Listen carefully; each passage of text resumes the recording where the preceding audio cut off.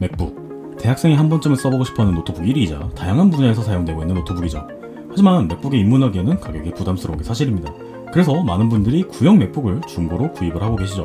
그럼 여기서 궁금증이 생기겠죠?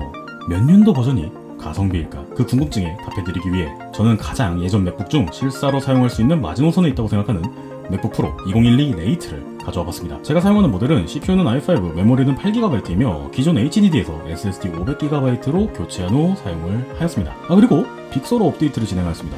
원래 맥북 2012는 빅서 업데이트가 지원되지 않는데 설치할 수 있는 방법이 있더라고요.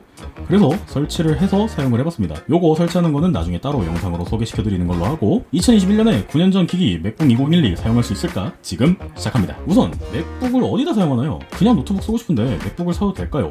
라는 질문에 답을 먼저 해야 될 것 같아요. 맥북은 특수한 용도로 사용된다라고 생각하시는 분들이 많은데 그냥 일반 윈도우 PC랑 비슷해요. 물론 프로그램에서는 차이가 나겠지만 맥에 익숙하신 분들은 계속 맥을 사용하시는 편인 거예요.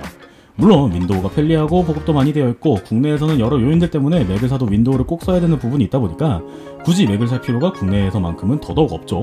사실 마이크로소프트 오피스도 그렇고 몇몇 프로그램은 맥에서 쓰기 불편하다 보니까 그냥 노트북 용도로 맥북을 사도 될까요? 저는 반대하는 편입니다. 최근 맥북의 M1 프로, M1 맥스 성능이 워낙 좋다 보니까 개인적으로는 영상 편집이나 음악 편집 같은 프로그램 돌리시면서 아니면 저처럼 아이폰 앱 개발하시는 분들 같은 경우에는 맥북 쓰시는 분들도 많고 편리한 프로그램이 많은 편이라 원래 이런 용도로 사용하시던 분들한테는 추천드릴 수 있을 것 같고 일반 사용용이라면 국내에서만큼은 윈도우 관련 노트북이 좀 더 좋지 않을까라는 생각입니다.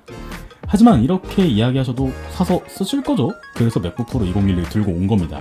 중고 가격이 최저 17만원 정도, 비싸도 30만원 이내인 제품으로 입문해 볼만 할까요? 네, 괜찮습니다. 근데 다만 조건이 조금 있어요. 함께 알아보도록 할게요. 일단 후면 LED가 들어오는 구형 맥북이다 보니까 예전 그 맥북 감성을 느껴볼 수 있는 제품 중에 하나입니다. 13인치, 제가 쓰는 모델은 레티나 디스플레이는 아니지만 충분한 화질과 색 재현력을 보여주고 있습니다. 배터리는 제가 쓰는 제품의 경우 2시간 정도, 충전은 1시간에서 2시간 정도 소요됩니다.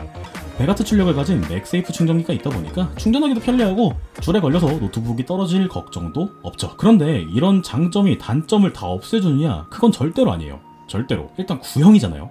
기본적으로는 HDD가 들어가 있습니다. 요즘 SSD가 필수인 시대에 굉장히 별로죠.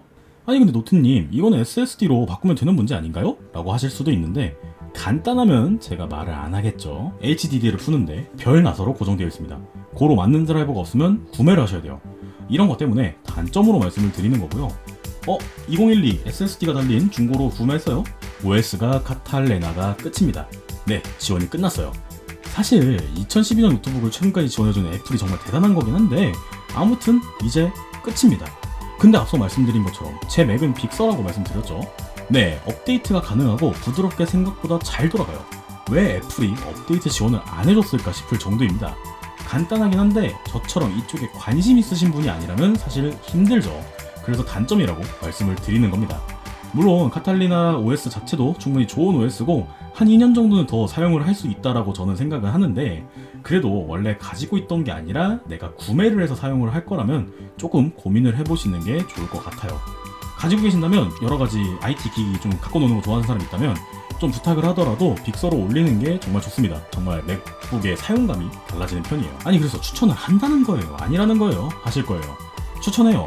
정말 간단한 용도라면 인터넷 정도 보는데 사용하고 싶고 감성도 조금 챙기고 싶고 하시면은 추천드리는 편입니다. 아니면 저처럼 전자기기 관심 있고 가지고 놀고 싶다. 이거 몬터레이 이번에 나온 신 OS 올리는 방법도 나왔거든요. 원하시면 구매하셔가지고 가지고 놀기에 딱 좋습니다.